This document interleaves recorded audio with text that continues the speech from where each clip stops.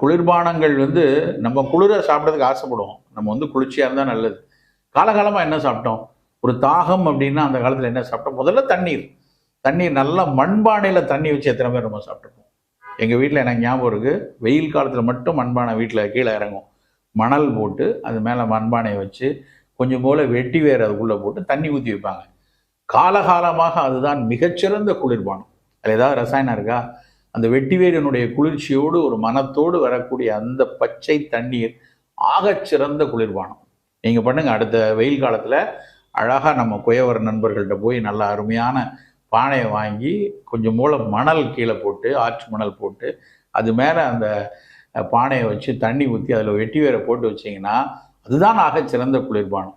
இல்லைங்க, அதை தாண்டி வேறு ஏதாவது இருக்கா அப்படின்னா மோர், நல்ல நீர் மோர். அந்த நீர் மோர் ஒரு கப்பு, அதாவது 250 ml வச்சுக்கோங்களேன், ஒரு கப்பு நீர் மோர் குடித்தா ஒரு நாளைக்கு தேவையான கால்சியத்தில் பாதி கால்சியம் கிடச்சிடும். அவ்வளோ கால்சியம் சத்து இருக்குது.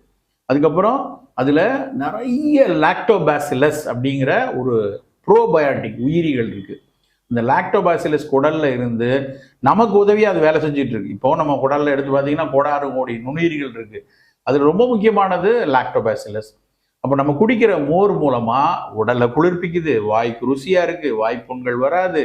அதுக்கப்புறம் குடலில் போய் அந்த பாக்டீரியாஸ் இருந்து நமக்கு நல்லது செய்யும். அப்போ நம்ம ஊரில் நம்ம வீட்டில் இருக்கக்கூடிய நீர் மோரை விட சிறந்த ஒரு குளிர்பானம் இல்லை அப்படிங்கலாம். இப்போ அதையும் தாண்டி வேற என்ன இருக்குது?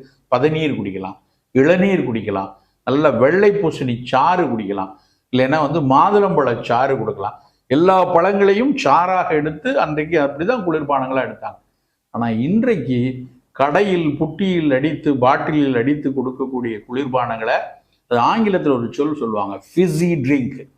ஃபிஸி ட்ரிங்க்னா என்னன்னா, அதுக்குள்ள நல்ல கார்பன் டை ஆக்சைடை அடைச்சி வச்சு டின்ல அடைச்சி பாட்டில் அடைச்சி குடிக்கிறாங்க. நீங்கள் பாட்டில் மூடியை திறந்த உடனே புஷ்ஷுன்னு வெளியே வருது. என்ன வருது? இந்த கார்பன் டை ஆக்சைடு வெளியே வருது. நம்ம குடிச்ச உடனே கடகடன்னு குடிச்ச உடனே ஏப்பம் கோன்னு ஏப்பம் வருது, வெளியே வருது. என்ன நடக்குது? உடல் வேணான்னு வெளியேற்றுது. உடல் வேணாங்கிறதுனால தான் ஏப்பமாக வெளியே வருது, அந்த காற்று வெளியே வருது. ஆனால் நம்ம என்ன நினைக்கிறோம்? ஆஹா, உள்ள சாப்பிட்டா ஏப்பம் நல்லா வருது.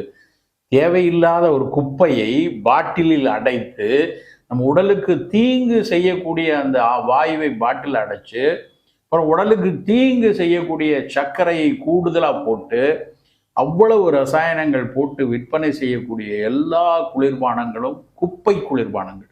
அவை வேண்டாம், பல நெடுங்காலமாக நமக்கு கிடையாது. ஆனால் அந்த குப்பை குளிர்பானத்தை அப்படியே கொண்டாட்ட மனோபாவத்தோட அந்த கிரிக்கெட் வீரர் சொல்லிட்டாரு, அந்த திரைப்பட நடிகர் சொல்லிட்டாரு, நம்ம தினம் வாங்கி அதை குடிக்கணும்னு நினைக்கிறது மூலமாக போனில் இருக்க கால்சியம் எல்லாம் குறைஞ்சிடும். ஆஸ்டியோபோரோசிஸ் அப்படிம்பாங்க, இந்த கால்சியம் குறையுது. இதை குடிக்கக்கூடிய நபர்களுக்கு மாரடைப்பு வருவதற்கான வாய்ப்புகள் அதிகம் அப்படின்னு சொல்லியிருக்காங்க. ஒருபோதும் நண்பர்களே, இந்த குளிர்பானங்கள் நமக்கு வேண்டாம்.